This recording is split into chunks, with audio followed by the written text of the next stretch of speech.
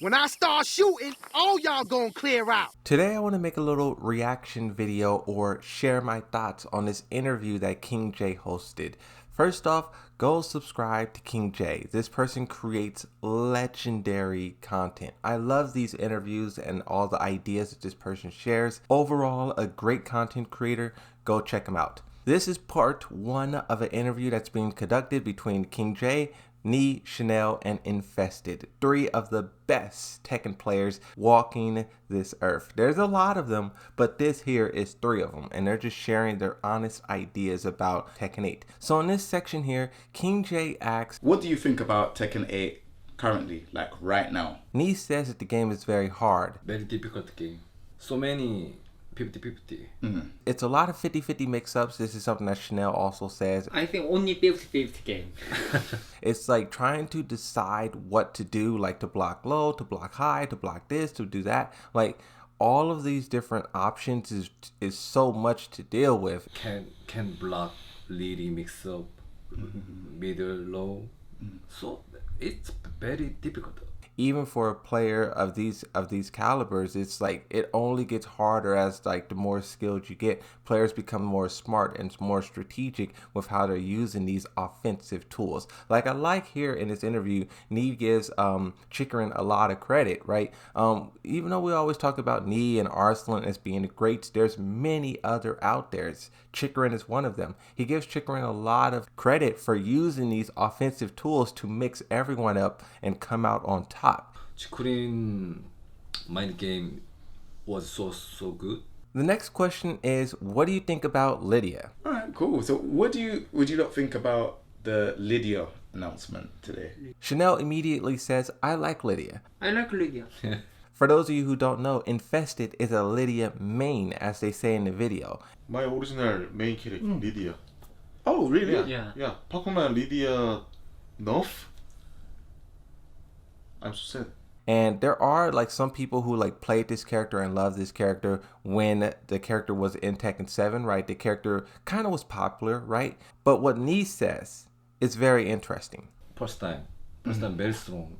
Yeah. But very short because past downgrade. She got nerfed. Yeah.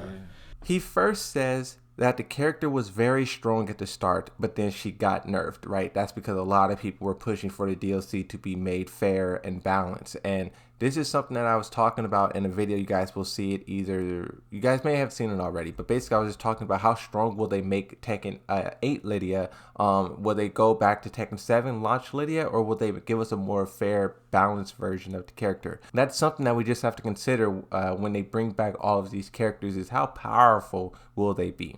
What Nee says next, though, in terms of like how cool this character is, how exciting this character is. Pay attention to this. Announce Lidia. Yeah. Crowd quiet. You know.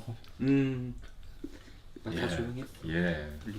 He says, when Lidia was revealed, the crowd was quiet. This is something that players also said on Twitter. Michael Murray was quick to respond to it, but I do think there is a certain truth to this. And it's not that Lidia is a bad character. I think that Lidia is a good character. It's just the fact that they're selling us the same thing twice, which I think is not really hype. Like if you think about how the DLC was in Tekken 8, every reveal was something like we never seen before. And if we have seen it, it was 10 times better. Like Armor King, amazing. Zafina, when she had that Azazel in her arm, the first time we seen that, we were like, what?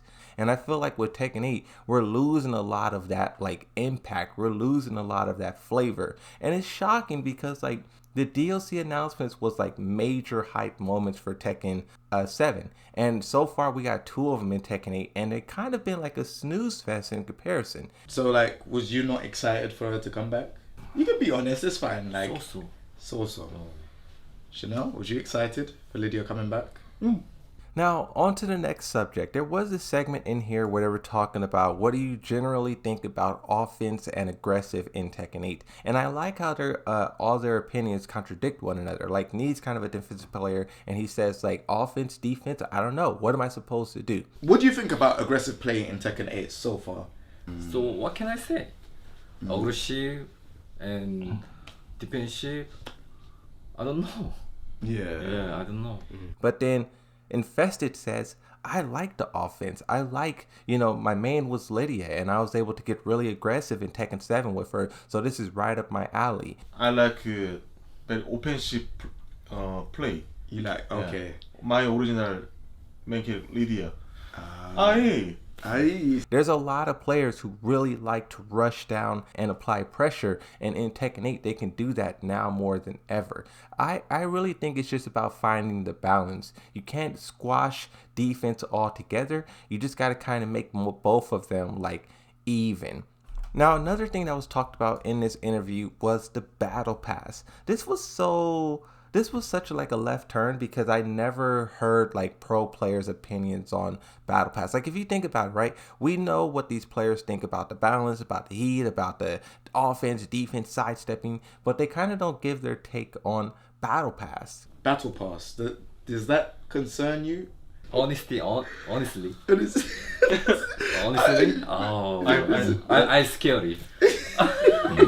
Honestly, I'm scared because negative opinion. Yeah. Yeah, I scared. So you scared him? Immediately after being asked a question, they all kind of start to chuckle. And Nee says he's kind of scared to answer the question because he has kind of a negative opinion is kind of what I'm getting from this. And it made me think back to when he put out the tweet, Tekken 8's not fun, and how that echoed across the community. I think he understands like the power of his words, and he doesn't want to say anything too harsh, but just his general opinion of it is not good. But he says more. Here's more. Okay. Because more 10 win, get the item. Yeah, this is motivation. But I like that. He says that he liked the battle pass because they have the challenges and it motivates the players to keep playing, which is what I thought was really cool, right? Back before they even announced the battle pass and the challenges, I was saying they should do that, right? Give people a challenge to complete and then give them reward for doing that. So Nee is kind of having the same idea there where like you give the player a challenge and you give them a good reward for completing it. But then what Nee says after this is also very important to pay attention to as well. Let's look. Tekken 7 item not exciting. So when you get items in Tekken 8 and it's the Tekken 7 item, Yeah, Tekken 7 it's, item. it's not exciting. Panel. Yeah. Yeah, Tekken 7 item not exciting. So he says, giving us items that was in Tekken 7 is not exciting. And this is kind of what I echo as well, is like, I feel like all of that Tekken 7 stuff and Tag 2 stuff should have just been in the game. And I think they should have been focusing, like, right, they had like 4 years to develop this game and create stuff. They should have been focusing on creating new ideas and new things to keep the players like excitement. But then if there's like previous stuff from the previous games, do you think we should pay? Like, so say for example, Tekken 5 costume, do you reckon? Oh, Or Tekken 5 is okay. but Tekken 7? Tekken 7 not exciting because Tekken 5 more variation part, item patch. Yeah. I like here how even the most skilled players on the planet, Nee is like the best of the best. But then when he starts talking about customization, he sounds like me, he sounds like you, he sounds like all of us. Like we all love the variety, we all love the options, the choices, the possibilities. And so far, Tekken 8 is not offering that. Even with the shop and the battle passes included, there's not really much there for the players to really like relish in how there was in past games. I don't know. I think this interview is really cool, just getting a deeper look into the players' mindsets. And I always appreciated King J for offering this kind of content and all the content that King J creates. Hopefully they don't mind me reacting to this and adding to the discussion, but that's it.